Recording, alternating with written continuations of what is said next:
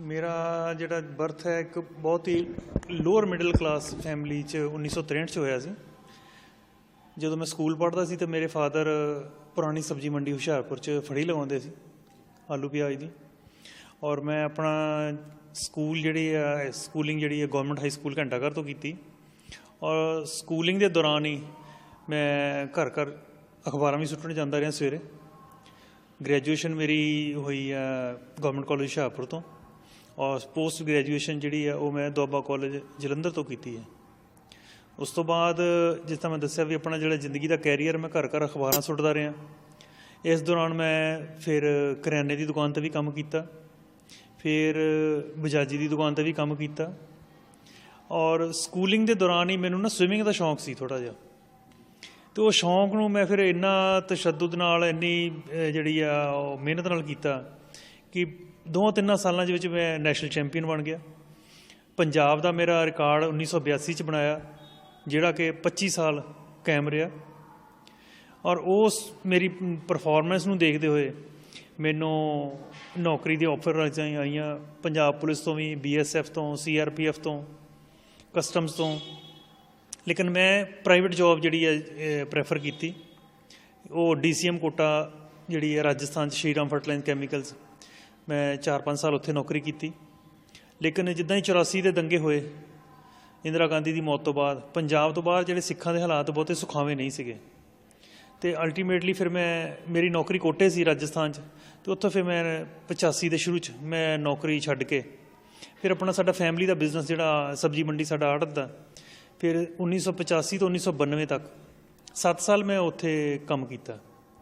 ਇਹਦੇ ਦੌਰਾਨ ਹੀ 1990 ਦੇ ਰਾਊਂਡ ਅਬਾਊਟ ਮੈਨੂੰ ਥੋੜ੍ਹਾ ਸ਼ੇਅਰਾਂ ਦਾ ਸ਼ੌਂਕ ਹੋਇਆ, ਅਤੇ 90 'ਚ ਮੈਂ ਸ਼ੇਅਰਾਂ 'ਚ ਪਹਿਲੀ ਜਿਹੜੀ ਇਨਵੈਸਟਮੈਂਟ ਮੈਂ 3000 ਰੁਪਏ ਨਾਲ ਇਹ ਕੰਮ ਸ਼ੁਰੂ ਕੀਤਾ। ਹੌਲੀ ਹੌਲੀ 2 ਸਾਲ ਮੈਨੂੰ ਅੱਛਾ ਲੱਗਾ, ਇਹ 'ਚ ਪੋਟੈਂਸ਼ੀਅਲ ਜ਼ਿਆਦਾ ਲੱਗਿਆ, ਅਤੇ 1992 ਦੇ ਵਿੱਚ ਫਿਰ ਮੈਂ ਇੱਕ ਆਪਣਾ ਆਫਿਸ ਖੋਲ੍ਹਿਆ।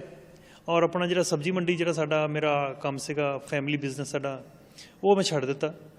ਅਤੇ 1992 ਤੋਂ ਲੈ ਕੇ ਅਤੇ ਹੁਣ ਜਿਹੜਾ ਇਹ ਸਫ਼ਰ ਜਿਹੜਾ ਮੈਂ ਇਸੇ ਪ੍ਰੋਫੈਸ਼ਨ 'ਚ ਹੈ, ਪਿਛਲੇ 25-26 ਸਾਲ ਤੋਂ ਮੈਂ ਇਹ ਪ੍ਰੋਫੈਸ਼ਨ ਦੇ ਨਾਲ ਨਾਲ ਜਿੰਨੇ ਕੁ ਆਪਣੀ ਯਥਾ ਸਮਰੱਥਾ ਹੈ ਉਹਦੇ ਮੁਤਾਬਕ ਮੈਂ ਵੱਖ-ਵੱਖ ਸਮਾਜਿਕ ਜਥੇਬੰਦੀਆਂ ਨਾਲ ਜੁੜਿਆ, ਜਿਨ੍ਹਾਂ ਵਿੱਚੋਂ ਪ੍ਰਮੁੱਖ ਤੌਰ 'ਤੇ ਅਸੀਂ 1995 'ਚ ਇੱਕ ਮਾਨਸਿਕ ਤੌਰ 'ਤੇ ਜਿਹੜੇ ਚੈਲੰਜਡ ਬੱਚੇ ਹੁੰਦੇ ਨੇ ਉਹਨਾਂ ਦਾ ਅਸੀਂ ਸਕੂਲ ਸ਼ੁਰੂ ਕੀਤਾ 1995 ਦੇ ਵਿੱਚ 4 ਬੱਚਿਆਂ ਦੇ ਨਾਲ। ਅੱਜ ਉਹ ਸਾਡੇ ਕੋਲ ਲਗਭਗ 210 ਦੇ ਬੱਚੇ ਨੇ, ਜਿਹੜੇ ਕਿ ਅਸੀਂ 1 ਏਕੜ ਜ਼ਮੀਨ ਹੈ ਜਹਾਨ ਖੇਲਾਂ, ਅਸੀਂ ਉੱਥੇ ਸਕੂਲ ਚਲਾ ਰਹੇ ਹਾਂ। ਇਹ ਸਕੂਲ ਦਾ ਨਾਮ ਜਿਹੜੇ ਮੇਰੇ ਮਰਹੂਮ ਫਾਦਰ ਨੇ ਉਹਨਾਂ ਦੇ ਯਾਦ ਵਿੱਚ ਚਲਾਇਆ ਜਾ ਰਿਹਾ, ਜਗਜੀਤ ਸਿੰਘ ਸਚਦੇਵਾ ਆਸ਼ਾ ਕਿਰਨ ਸਪੈਸ਼ਲ ਸਕੂਲ ਜਹਾਨ ਖੇਲਾਂ। ਇਹ ਸਕੂਲ ਤੋਂ ਇਲਾਵਾ ਅਸੀਂ ਇੱਕ ਸੰਸਥਾ ਸੰਨ 2000 ਦੇ ਵਿੱਚ ਨੇਤਰਦਾਨ ਸੰਸਥਾ ਸ਼ੁਰੂ ਕੀਤੀ, ਜਿਹੜੀ ਕਿ ਅੱਜ ਤੱਕ ਲਗਭਗ 900 ਲੋਕਾਂ ਨੂੰ ਜਿਹੜੀ ਅੱਗੇ ਜਿਹੜੇ ਦੁਨੀਆ ਦੇਖ ਨਹੀਂ ਸਕਦੇ ਉਹਨਾਂ ਨੂੰ ਰੌਸ਼ਨੀ ਦਿਵਾਉਣ 'ਚ ਕਾਮਯਾਬ ਹੋਈ ਹੈ। ਔਰ ਬੜੀ ਖੁਸ਼ੀ ਹੈ ਵੀ ਹੁਸ਼ਿਆਰਪੁਰ ਜ਼ਿਲ੍ਹਾ ਜਿਹੜਾ ਕਿ ਕਦੀ ਸੰਤਾਂ ਦੀ ਧਰਤੀ ਗਿਣਿਆ ਜਾਂਦਾ ਸੀ, ਸਿਟੀ ਆਫ ਸੇਂਟਸ ਦੇ ਨਾਮ 'ਤੇ, ਹੁਣ ਇਹ ਸਿਟੀ ਆਫ ਆਈ ਡੋਨਰਸ ਦੇ ਨਾਮ ਤੋਂ ਵੀ ਪਛਾਣਿਆ ਜਾਂਦਾ ਹੈ। ਔਰ ਹੁਸ਼ਿਆਰਪੁਰ ਜ਼ਿਲ੍ਹਾ ਹਿੰਦੁਸਤਾਨ ਦਾ ਪਹਿਲਾ ਜ਼ਿਲ੍ਹਾ ਬਣਿਆ ਜਿਹੜਾ ਕਿ totally corneal blind free district ਜਿਹੜਾ ਸਰਕਾਰ ਨੇ ਡਿਕਲੇਅਰ ਕੀਤਾ ਹੈ। ਇਸ ਤੋਂ ਇਲਾਵਾ ਸ਼ਹਿਰ ਨੂੰ ਸਾਫ਼ ਸੁਥਰਾ ਅਤੇ ਹਰਾ ਭਰਾ ਬਣਾਉਣ ਲਈ ਇੱਕ ਸੋਨਾਲੀਕਾ ਵੱਲੋਂ ਚਲਾਈ ਜਾ ਰਹੀ ਜਿਹੜੀ ਕਲੀਨ ਐਂਡ ਗ੍ਰੀਨ ਸੰਸਥਾ ਹੈ ਉਹਦੇ ਨਾਲ ਵੀ ਮੈਂ ਜੁੜਿਆ ਹੋਇਆ। ਅਸੀਂ ਅੱਜ ਤੱਕ ਲਗਭਗ 33 ਕਲੋਨੀਆਂ ਸ਼ਹਿਰ ਦੀਆਂ ਜਿਹੜੀਆਂ ਅਸੀਂ ਉਹ ਅਡੋਪਟ ਕਰ ਚੁੱਕੇ ਹਾਂ ਲੋਕਾਂ ਦੇ ਭਾਈਵਾਲੀ ਨਾਲ। ਔਰ ਹਰ ਸਾਲ ਅਸੀਂ 3-4 ਕਲੋਨੀਆਂ ਹੋਰ ਐਡ ਕਰ ਦਿੰਦੇ ਹਾਂ। ਇਸ ਤੋਂ ਇਲਾਵਾ ਲੋਕਾਂ ਨੂੰ ਅਸੀਂ ਸਿਹਤ ਦੇ ਪ੍ਰਤੀ ਜਾਗਰੂਕ ਕਰਨ ਲਈ ਪਿਛਲੇ 4 ਸਾਲ ਪਹਿਲਾਂ ਅਸੀਂ ਇੱਕ ਪੰਜਾਬ ਬਾਈਕਰਸ ਕਲੱਬ ਦੀ ਵੀ ਸਥਾਪਨਾ ਕੀਤੀ। ਅਸੀਂ ਸਿਰਫ 4 ਜਣੇ ਸੀ ਜਦੋਂ ਇਹ ਸ਼ੁਰੂ ਕੀਤਾ ਸੀਗਾ ਅਸੀਂ ਕਲੱਬ। ਹੁਣ ਅੱਜ ਦੀ ਤਰੀਕ ਤੁਸੀਂ ਦੇਖ ਸਕਦੇ ਹੋ ਵੀ ਸ਼ਹਿਰ 'ਚ ਹਜ਼ਾਰਾਂ ਹੀ ਲੋਕ ਜਿਹੜੇ ਹੈ ਉਹ ਸਾਈਕਲਿੰਗ ਪ੍ਰਤੀ ਆਪਣਾ ਉਤਸ਼ਾਹ ਰੱਖਦੇ ਆ। ਛੋਟੇ ਛੋਟੇ ਸਕੂਲ ਦੇ ਬੱਚੇ ਬੱਚੀਆਂ ਔਰ ਲੇਡੀਜ਼ ਵੀ ਜਿਹੜੀਆਂ ਉਹ ਸਾਈਕਲਿੰਗ ਦੇ ਪ੍ਰਤੀ ਜਾਗਰੂਕ ਨੇ। ਔਰ ਲੋਕ ਸਵੇਰੇ ਦੇਖੋਗੇ ਤੁਸੀਂ ਬਾਜ਼ਾਰਾਂ ਦੇ ਵਿੱਚ ਜਾਂ ਲਿੰਕ ਰੋਡ ਦੇ ਵਿੱਚ ਬਹੁਤ ਸਾਰੇ ਲੋਕ ਜਿਹੜੇ ਉਹ ਸਾਈਕਲਿੰਗ ਨੂੰ ਅਪਣਾ ਰਹੇ ਆ। ਔਰ ਅਸੀਂ ਅੱਜ ਤੱਕ ਪੂਰੇ ਪੰਜਾਬ ਦੇ ਵਿੱਚ 20 ਤੋਂ ਵੱਧ ਐਸੇ ਈਵੈਂਟ ਜਿਹੜੇ 200 ਕਿਲੋਮੀਟਰ, 300, 400 ਔਰ 600 ਕਿਲੋਮੀਟਰ ਦੇ ਈਵੈਂਟ ਜਿਹੜੇ ਆ ਅਸੀਂ ਪੂਰੇ ਪੰਜਾਬ ਵਿੱਚ ਅਸੀਂ ਕਰਵਾ ਚੁੱਕੇ ਹਾਂ। ਲੇਕਿਨ ਮੇਰਾ 20-25 ਸਾਲ ਦਾ ਜਿੰਨਾ ਵੀ ਕੈਰੀਅਰ ਮੇਰਾ ਸੋਸ਼ਲ ਲਾਈਫ ਦਾ ਰਿਹਾ, ਮੈਂ ਰਾਜਨੀਤੀ ਤੋਂ ਹਮੇਸ਼ਾ ਹੀ ਆਪਣਾ ਡਿਸਟੈਂਸ ਬਣਾ ਕੇ ਰੱਖਿਆ। ਕਦੀ ਵੀ ਮੈਂ ਕਿਸੇ ਵੀ ਰਾਜਨੀਤਿਕ ਫੰਕਸ਼ਨ 'ਚ ਕਦੀ ਵੀ ਨਹੀਂ ਗਿਆ। ਪਿਛਲੇ 25-26 ਸਾਲ 'ਚ ਕਿਸੇ ਵੀ ਫੰਕਸ਼ਨ ਤੇ ਨਹੀਂ, ਕਿਸੇ ਵੀ ਪਾਰਟੀ ਦੇ। ਹਾਲਾਂਕਿ ਸਾਡਾ ਸਕੂਲ ਦੇ ਵਿੱਚ ਹਰ ਰਾਜਨੀਤਿਕ ਪਾਰਟੀ ਦੇ ਜਿਹੜੇ ਲੀਡਰ ਆ ਸਾਡੇ ਆਉਂਦੇ ਰਹਿੰਦੇ ਆ, ਚਾਹੇ ਬੀਜੇਪੀ ਦੇ ਹੋਣ, ਚਾਹੇ ਕਾਂਗਰਸ ਦੇ ਹੋਣ, ਚਾਹੇ ਅਕਾਲੀ ਹੋਣ, ਜਾਂ ਕਿਸੇ ਵੀ ਪਾਰਟੀ ਨਾਲ ਸੰਬੰਧਿਤ ਰੱਖਦੇ ਹੋਣ, ਅਸੀਂ ਸਭ ਨੂੰ ਇਨਵਾਈਟ ਕਰਦੇ ਹਾਂ ਉਸ ਸਕੂਲ ਦੇ ਵਿੱਚ, ਔਰ ਸਾਡੇ ਆਉਂਦੇ ਰਹਿੰਦੇ ਨੇ ਸਾਰੇ। लेकिन मैं पर्सनल तौर पे मैं कभी भी किसी पार्टी दे विच शामिल नहीं। सचदेवा जी, अगर बात करें कि आम आदमी पार्टी के साथ ही जुड़ना, आपकी ये सोच कैसे बनी? बात आपकी सही है। मैं राजनीति में, जैसे मैंने बोला, मैं कभी भी किसी प्रोग्राम पे नहीं गया, लेकिन एक मन में तकलीफ जरूर होती थी भी आज़ादी के 70 साल हो गए हमें, सरकारें तो बदल रही हैं, लेकिन गरीब जो है अभी भी पिस रहा है। जो देखते हैं जी सरकार ने 10 लाख रुपए की ग्रांट लगाई है, ये 1 करोड़ की ग्रांट आई है, जब उस काम को देखते हैं फिर समझ में आता है भी कितनी भ्रष्टाचारी कितनी है, भी कितने पैसे, आधे से ज़्यादा जो है पैसे वो कहीं इधर उधर खुर्द पुर्द हो जाते हैं, और हम अपने तरफ से सवाए उस चीज़ को कोसने के अलावा और कुछ नहीं कर पाते। लेकिन अगर इस भ्रष्टाचारी या सिस्टम को अगर ख़त्म करना है ना, तो वो उसको ख़त्म तो तभी किया जा सकता है जो उसको ख़त्म करने वालों की नीयत हो। जो खुद भ्रष्ट है वो भ्रष्टाचार को ख़त्म नहीं कर सकता। मैं अरविंद केजरीवाल की सोच से बहुत प्रभावित हुआ हूँ। जब 2012-13 के अन्ना आंदोलन में भी मैं लगातार उनको टीवी पे भी वो आंदोलन से जुड़ा हुआ था दिल से, तो काफ़ी प्रभावित था इस को लेके भी। एक ऐसा प्लेटफॉर्म है, या ऐसे लोग इकट्ठे हुए हैं, कुछ ईमानदार हैं, जो लोग जो चाहते हैं भी राजनीति में साफ स्वच्छता हो और उसमें जो करप्शन है वो ख़त्म हो। और जैसे ही आम आदमी पार्टी होंद में आई तो उसको मैं धीरे धीरे नेट पे या इंटरव्यूज़ के थ्रू उनको फॉलो भी करता रहा और उनके प्रभावित भी हुआ हूँ। और एक लगा एक ये पार्टी है आम आदमी पार्टी, अरविंद केजरीवाल, जो पूरे मुल्क से भ्रष्टाचार के खिलाफ एक आवाज़ लेके खड़ा है। तो मेरे को 1 साल पहले लगभग पार्टी के कुछ लोगों ने मेरे से अप्रोच किया पार्टी को ज्वाइन करने का। तो पहले मेरा माइंड टोटली क्लोज था, भी मेरे को नहीं, राजनीति मेरे को नहीं करनी। तो मैंने उनको मना कर दिया, भी मैं राजनीति जो मेरे बस का बात नहीं है, मैं आपको सपोर्ट ज़रूर करूँगा, मैं प्रभावित हूँ। लेकिन उन्होंने मेरे से एक जो क्वेश्चन पूछा, भी अगर आप क्यों नहीं आना चाहते, तो मैंने बोला भी ये सब गंदगी है, भी कोई भी जो आपकी तरीके में शरीफ आदमी है वो राजनीति में आने के लिए तैयार नहीं है, तो मेरे को ये गंदगी में नहीं पड़ना। मेरी लाइफ सेटल्ड है। अभी ज़िले में सबसे ज़्यादा जो इनकम टैक्स देने वाले हैं उनमें वन ऑफ मेरा उनमें नाम है, और पूरे पंजाब में सर्विस टैक्स देने वालों में लगभग मैं सबसे ज़्यादा हूँ बैंकों के बाद। अब पिछले 4-5 साल से मैंने अपनी प्रोफेशनल लाइफ, जो मेरा बिजनेस है, उससे भी मैंने रिटायरमेंट ले रखी है। अपनी लाइफ जो है सिर्फ समाज सेवा में ही मैं अपना टाइम व्यतीत कर रहा हूँ। तो मेरे को उन्होंने बताया भी अगर आप समाज सेवा जो कर रहे हो अपने सीमित साधनों से कर रहे हो, लेकिन आप राजनीति में आते हो तो बहुत बड़े पैमाने पे कर सकते हो।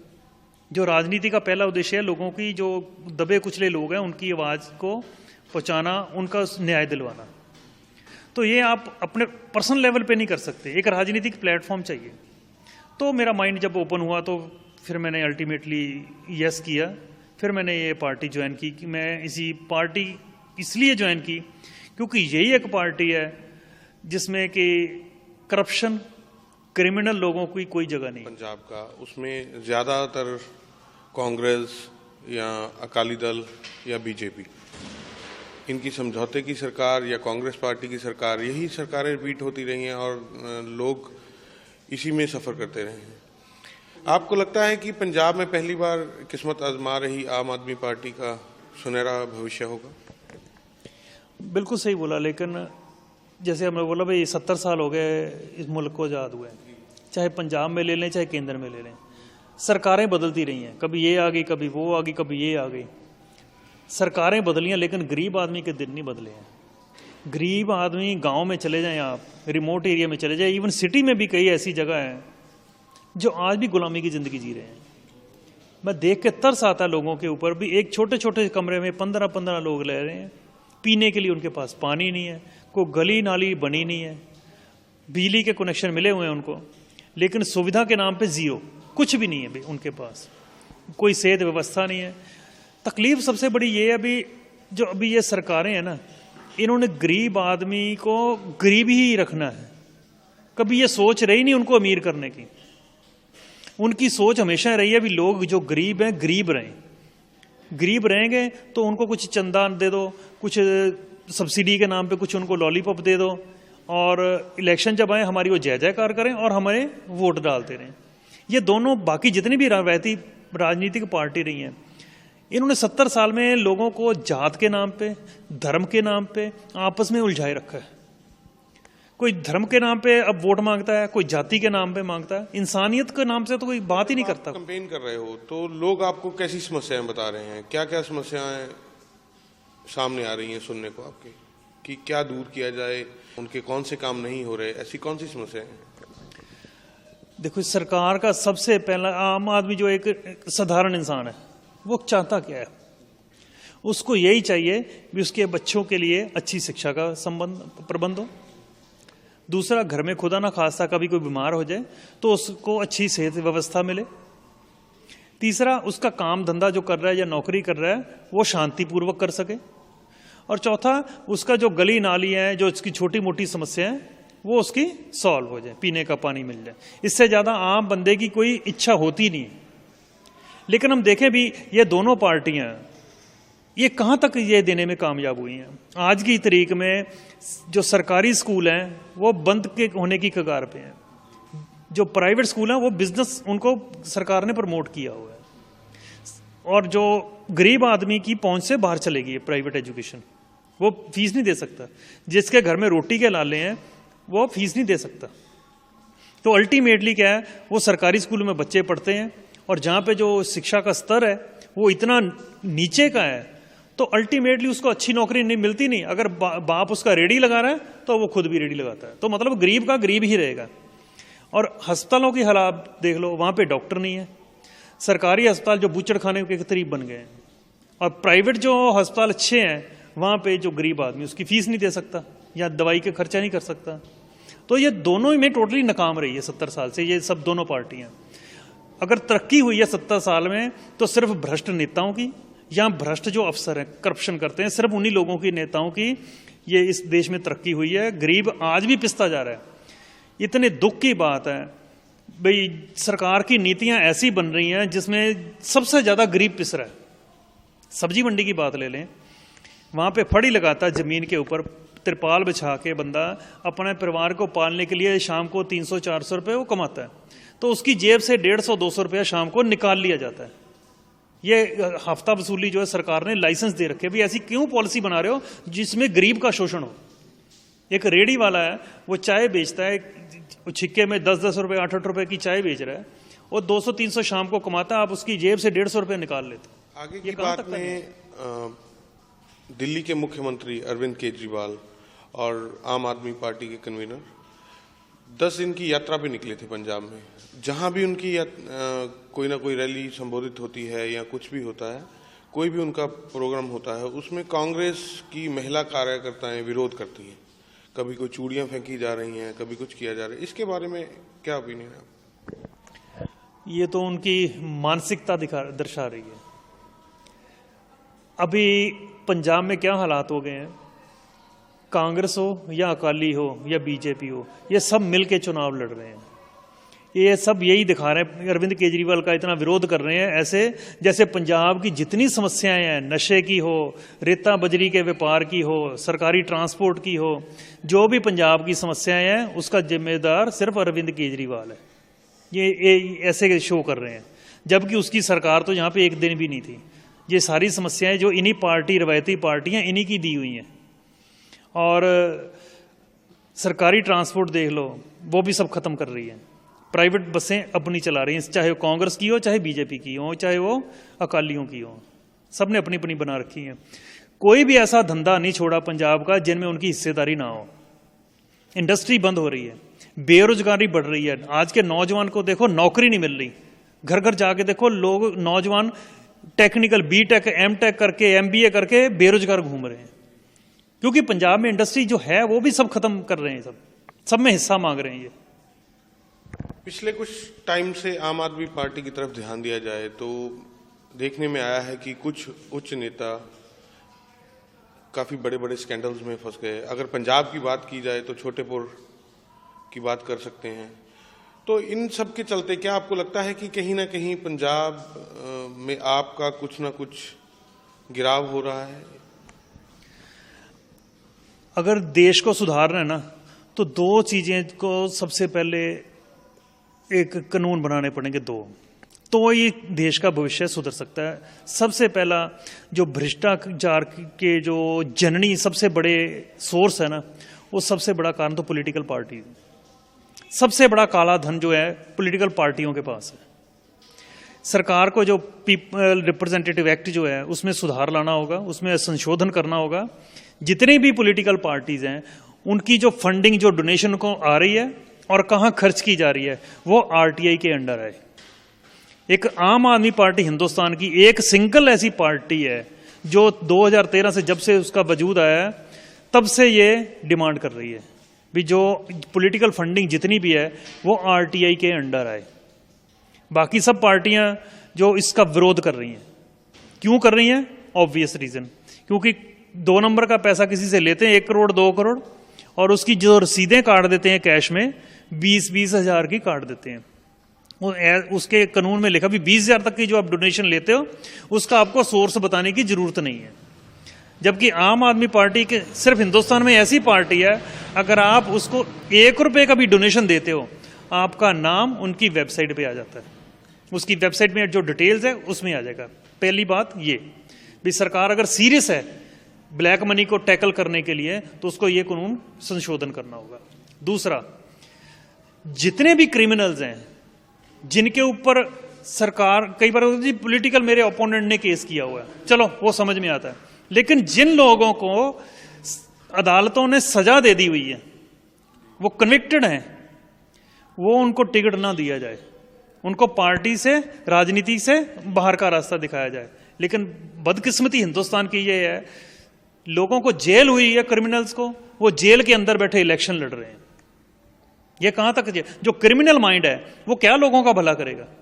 एक आम आदमी पार्टी ऐसी है, देखो अच्छे भले लोग सब पार्टियों में है, कांग्रेस हो, बीजेपी हो, अकाली हो, सब, हर एक पार्टी में अच्छे और बुरे लोग हर पार्टियों में है। प्रॉब्लम क्या है? जो बुरा, अगर दूसरी पार्टी में कोई स्कैंडल सामने आता है तो पार्टी उसको बाहर का रास्ता देने की बजाय उसको प्रोटेक्ट करती है।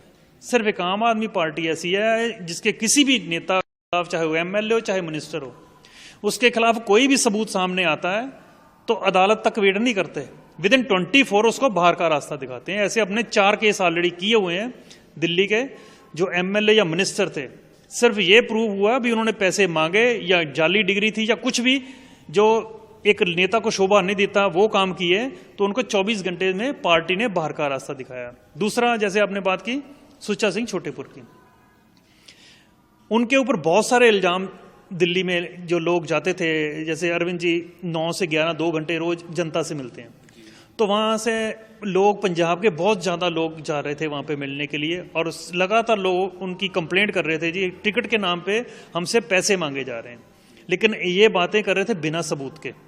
तो उनको सबको भगा दिया गया भी आप यहाँ तो सबूत लाओ, नहीं तो आप ये हवा में बातें करनी बंद करो, हमारे यहाँ पे कोई रिश्वत नहीं लेता।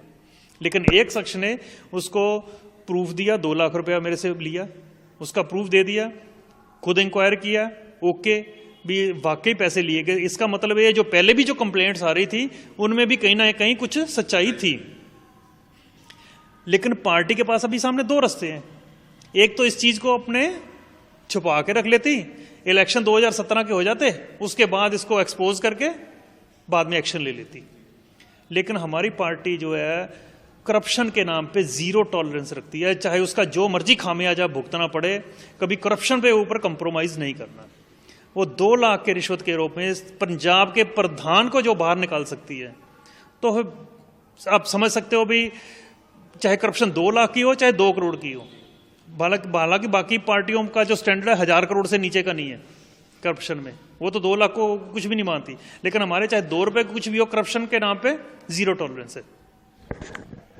लास्ट में आम आदमी पार्टी की तरफ से लोगों को क्या अपील करना चाहते हैं, क्या सहयोग मांगना चाहते हैं उनसे? मैं तो यही कहूँगा, पंजाब की जो इतिहास शुरू से यही रहा है, चाहे वो आज़ादी की लड़ाई हो या कोई भी जो क्रांति हो, उसका जो बीज है ना, वो पंजाब से, जो शुरुआत है पंजाब से की गई है। और ये 2017 के जो इलेक्शन है, ये आम आदमी पार्टी की पॉलिटिकल पार्टी ने है, क्योंकि ये उन लोगों का है जो एक क्रांति को जन्म दे रहे हैं।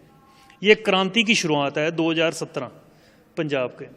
ये पंजाब के इलेक्शन में जो रिजल्ट आने वाले हैं, वो एक हिंदुस्तान में नई क्रांति लेने वाले हैं, जो कि पूरे हिंदुस्तान को भ्रष्टाचार से ये मुक्त करेगी। इसके जब रिजल्ट आएंगे 2017 के, रिजल्ट आने के बाद अरविंद केजरीवाल का कद नरेंद्र मोदी से ऊपर होगा और हिंदुस्तान की जनता ये बताएगी, भाई यहाँ तो आप करप्ट लोगों को अपनी पॉलिटिकल पार्टी से बाहर करो, नहीं तो हम आपको हिंदुस्तान से बाहर कर देंगे। तो एक बात में ये थे परमजीत सचदेवा, जो कि आम आदमी पार्टी के होशियारपुर के चुनाव के उम्मीदवार हैं, और उन्होंने अपनी आम आदमी पार्टी की नीतियां बताई और जनता का सहयोग लेते हुए ये बताया कि कैसे कैसे वो काम कर रहे हैं और क्या उनकी पार्टी की नीतियां